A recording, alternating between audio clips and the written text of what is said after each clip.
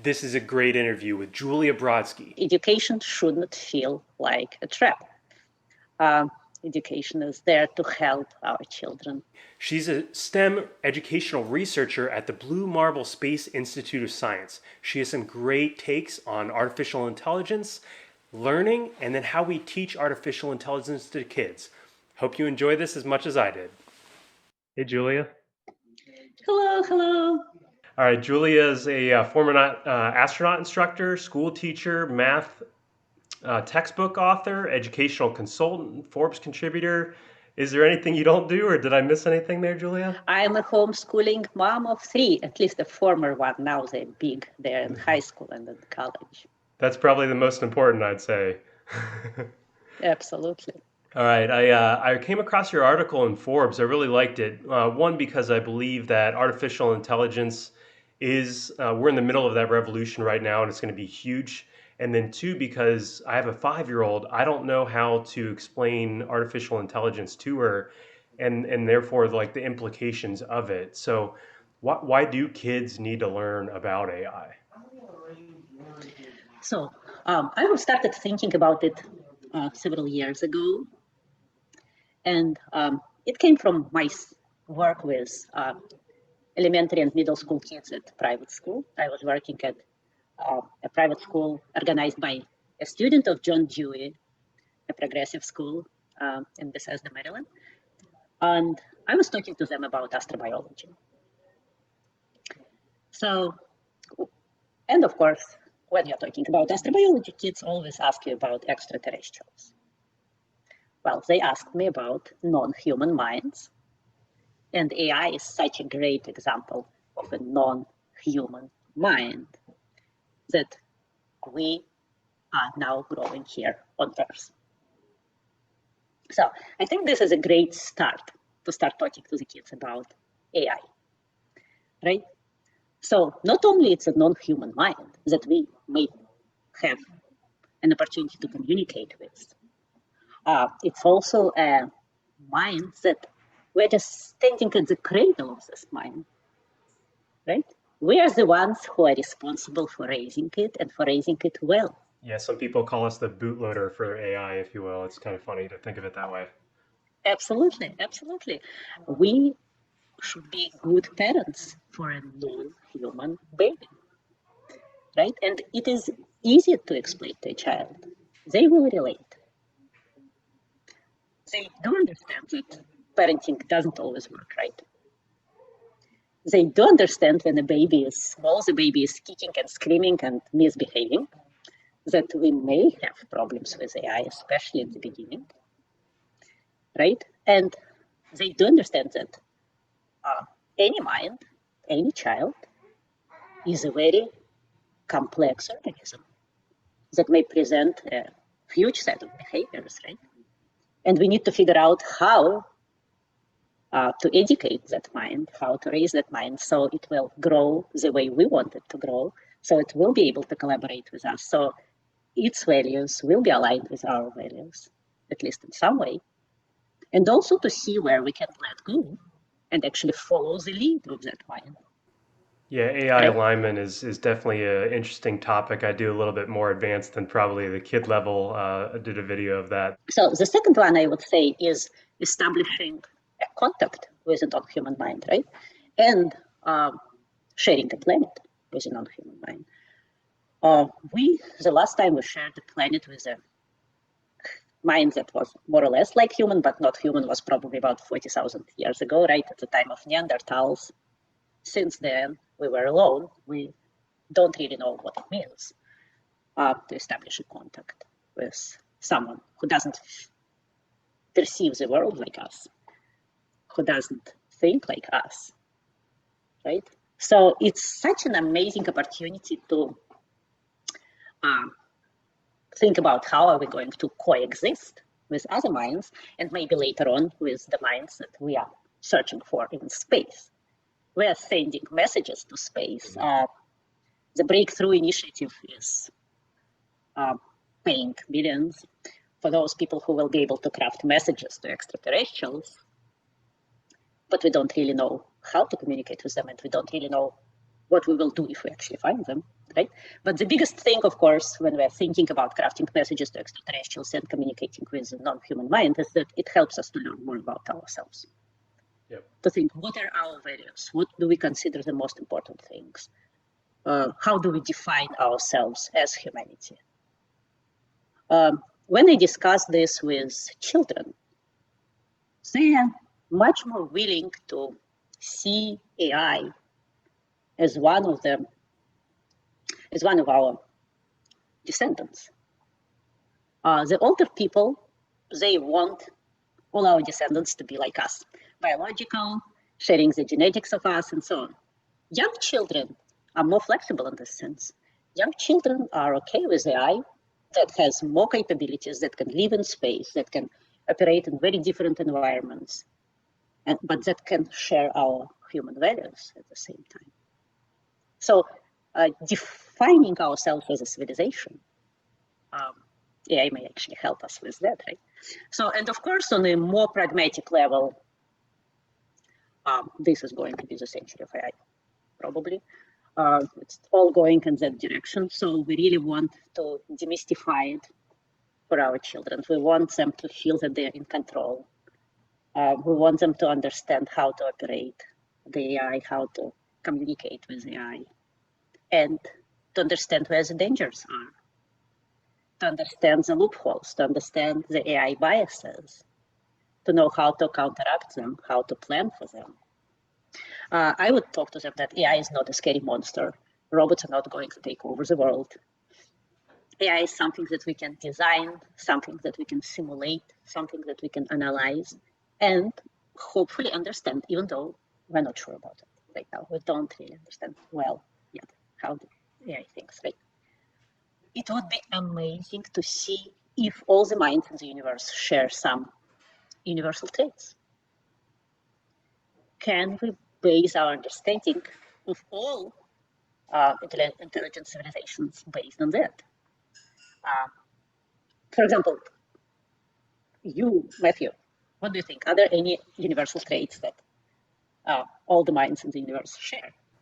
I wouldn't be able to make an educated guess there, other than maybe self-preservation and replication. That seems to be pretty universal, just because of how our concept of evolution works, I guess. I don't know if that would be shared by others.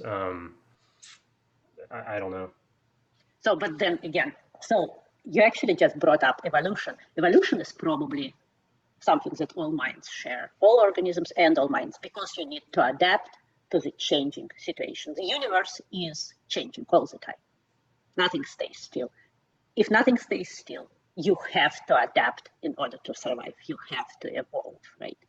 So evolution is something universal that we can be sure that is shared by all the minds, right? We share the same universe, right? So we have some basis for mutual understanding. And of course, for AI, it evolves on our planet, even though it doesn't have to follow the physical laws of our planet the same way we do. It's not limited by them. It still has to understand it in order to act.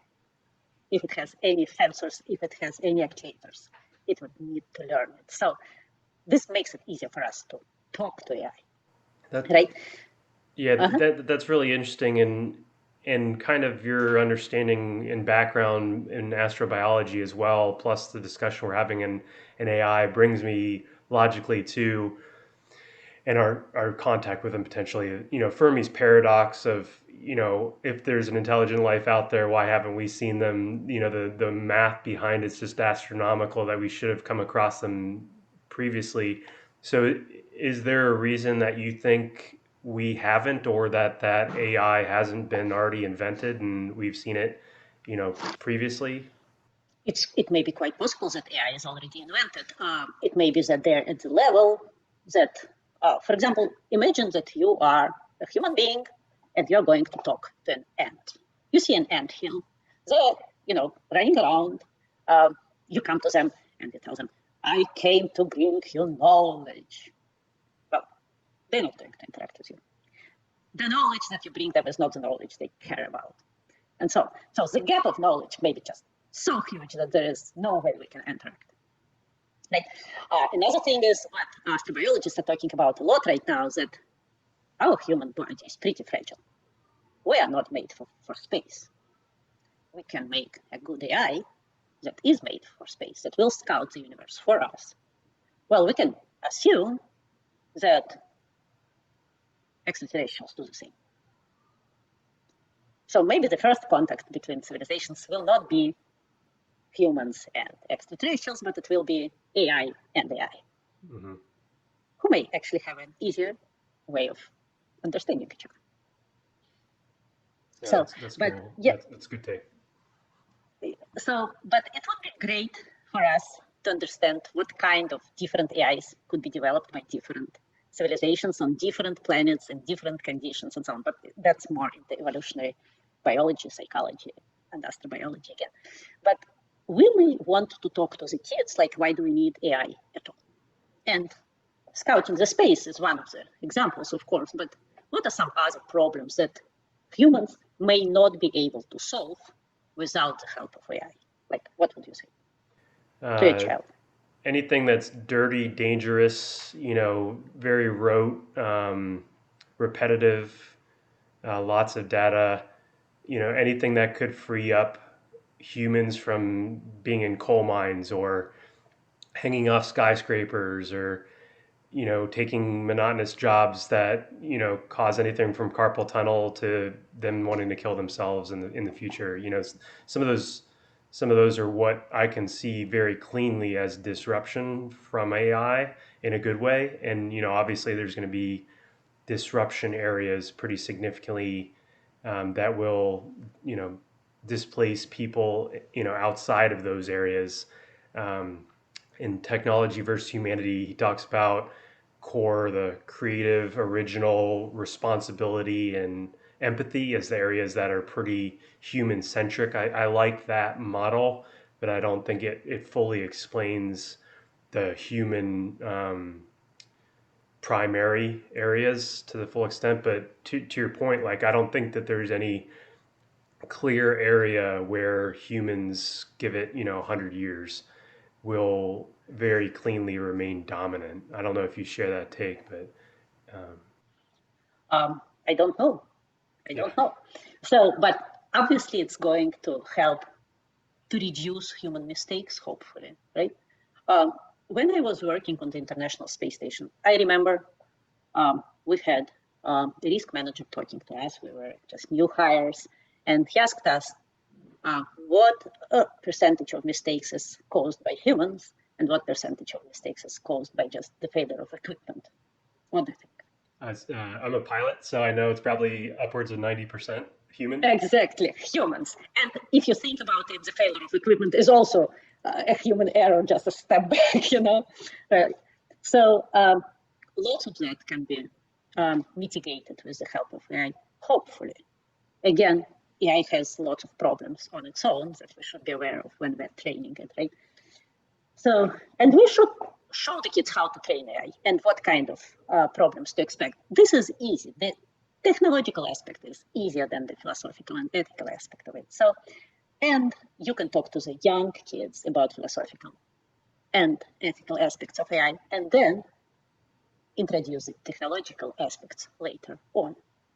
So you should also talk to the kids about some existential risks of AI, asking these questions to the kids early on, showing them that they're in charge in some ways, that we all, as a human civilization, are facing this unknown future, and that their input is important, is a very big deal. If we want them to be engaged in STEM, if we want them to learn more about AI, and so on, right? So, and we actually had some amazing people who came and talked to us about it. We had Yoshi Bak, who is a VP of AI Foundation, came to the kids and talked about general AI. We had Dr. Anna Maria Beria from SETI spoke with the kids about AI in space and so on. And the kids asked some absolutely amazing questions. They do care. Yeah. So, well, and unfortunately, I think right now, most of the people who are teaching AI to the kids are mostly focused on the technological aspects, which is great too. We cannot just ignore it. But I think you need both parts. So, and you can actually start AI training at a very early age as well. The kids can play with a chatbot and have like a blast. Yeah, my Because daughter's almost there. She's just, reading now. So when she's able to read, then she's going to be able to do some of the very early, like, plug and play style programmings and interacting with, chatbot style AI. She's very prolific already with talking to Alexa and others. And she yes, understands, what's working behind that. It's fascinating to watch, her mind understand that. so people are now focusing on how to teach that. So, but we are just at the very, very beginning of this, right? So, one of the programs that is also working right now, this is just for people who want to know what's going on in AI education right now. Um, Technovation Girls is a platform that is focused on teaching AI to girls and helping them to build AI applications. But the most important thing about that is not that they're just teaching the girls how to use AI. The most important thing is that they're helping the girls to identify the problems that could be solved with the use of AI. And again, this is not a general use AI, right? This is a very particular use of AI. This is the AI that you can learn relatively quickly, but it is a good first step to introduce the children to AI if you want to give them the technical skills and some self-confidence in dealing with AI. No, So that's really good, and I hate that we have a limited amount of time here because I'd love to pull the string further on that, but we've been tangentially touching on it up until now, and we've talked previously about the difference between being taught and learning mhm. and discovery and inquiry and going down those rabbit holes on your own. How do you see that? Is that important, that ability to develop a mind and an ability to inquire and follow what you think is important and discover that knowledge? How do you think about that? If you tell a child, you cannot do it, don't get dirty, don't go there because you can hurt yourself, don't do this, don't do that, and then you get surprised that by the end of the high school, the child doesn't want to go into science or doesn't want to be an independent problem solver. Well, that's what you just did to the child over all those years. So it's quite a conundrum. We as parents, as educators, as adults, we want our kids to be safe. We just give them the right answers and tell them, here, memorize it. This is not going to work if we want people who are going to be independent thinkers in this absolutely unknown, fast developing world that we're building right now without understanding what we're doing. We need people who are not intimidated by that. We need people with a growth mindset who can take a failure, who can step back and say, okay, this is just a problem. It's okay. I know some problems are not solved at the first attempt. Um, I'm going to think about it. I will try a different approach. I will talk to my friends. Yeah, how to frame the problem, how to think about it, what questions to ask. Those are more important than memorizing. How do you think about that?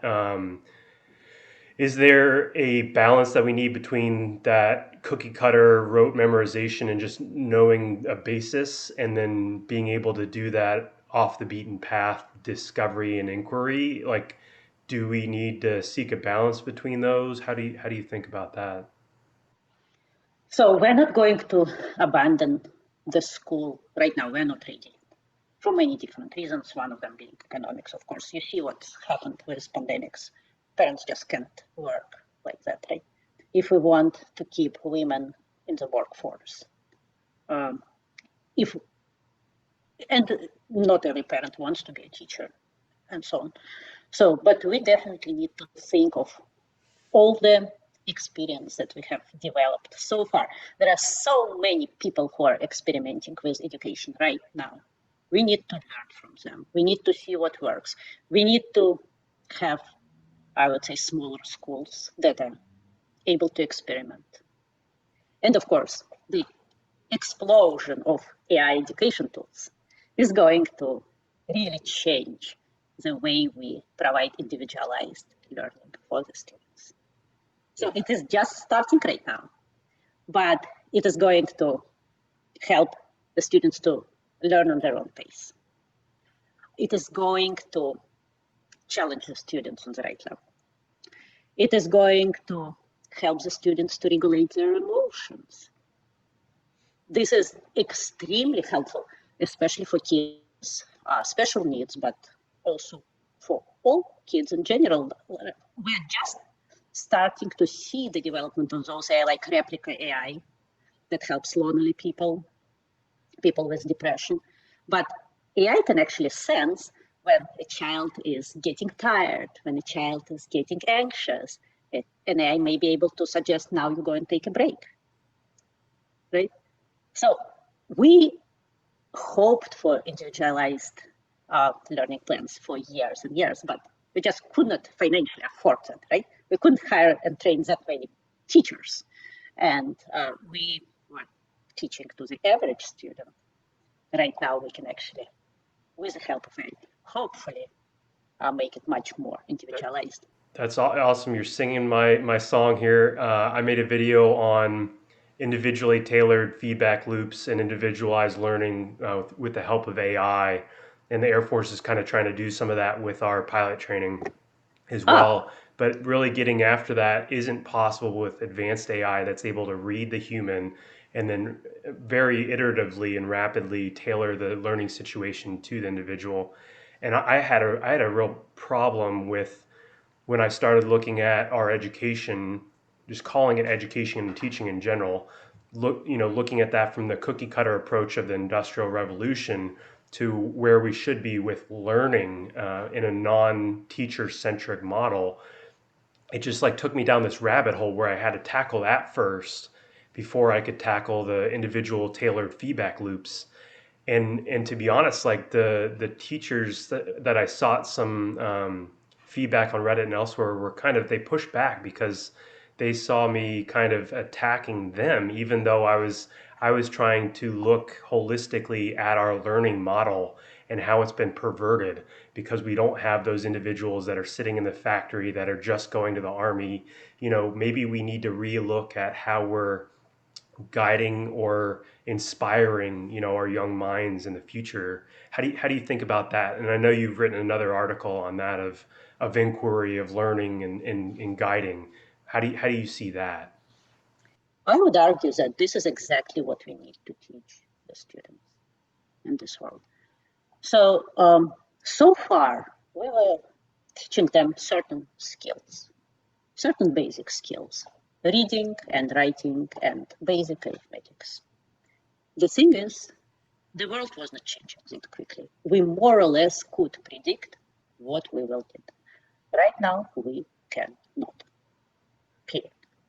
If the point is teaching a child to express his thoughts, her thoughts, uh, why don't we explore all the possible opportunities and start with a way that will engage a child, which will actually invite the child into the learning process? We're not teaching questioning. And this is probably one of the things we really need to focus on. Questioning is thinking. You cannot think without questioning. If you're thinking without questioning, you're not thinking. But often the children that raise their hand too much and ask too many questions in class are told to shut their mouth and sit down and color.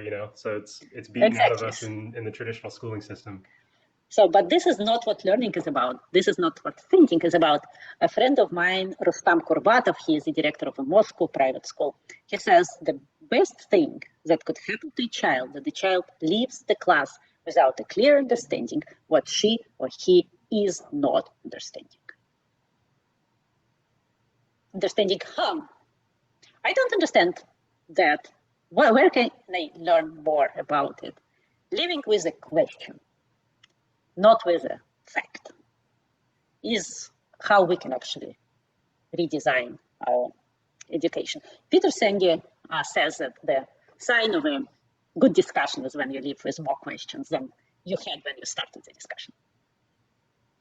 So if we design our education this way, we may have a chance of raising some curious people who are actually interested in learning.